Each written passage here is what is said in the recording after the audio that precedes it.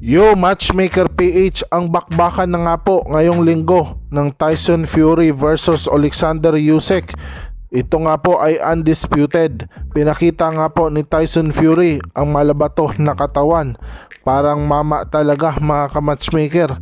Solid no solid at hindi naman nagpatalo ang Ukrainian unified champ sa heavyweight at undisputed sa cruiserweight Alexander Usyk.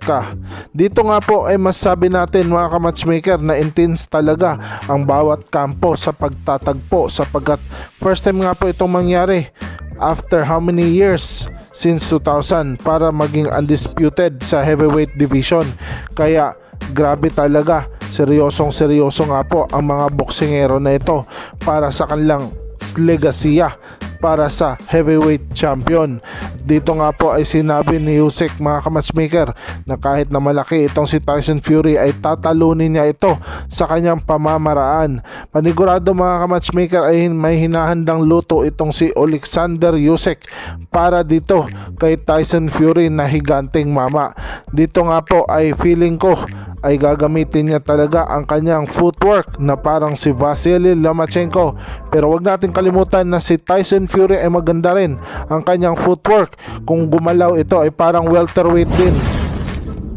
Samantala naman, Alexander Usyk pinakita ang kanyang galawan para sa kanyang nalalapit na laban ngayong linggo, kung paano niya iiwasan ang mga malulutong na jab ni Tyson Fury na mas malalaki sa kanya.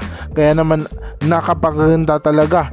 Halimbawa naman nito, ang kanyang papa na si John Fury ay nakipagbakbaka ng headbutt sa mga kampo ni Alexander Usyk.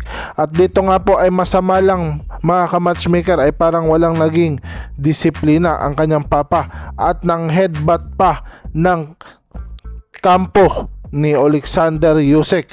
Panoorin natin mga ka-matchmaker, medyo natakot ang kanyang ama at anak nung hinawi ng security ni Alexander Usyk, kaya pinagbintungan itong payatot na Usyk fan. At dito nga po ay grabe, hinedbat ng katotohanan, kaya naman dumugo ang ulo, ang noo ni Johnny Fury, which is grabe nga po, intense talaga yung pagka-headbutt niya, sapagkat parang na-skull bone. Kaya naman dito nga po ay bumuka ang kanyang noo.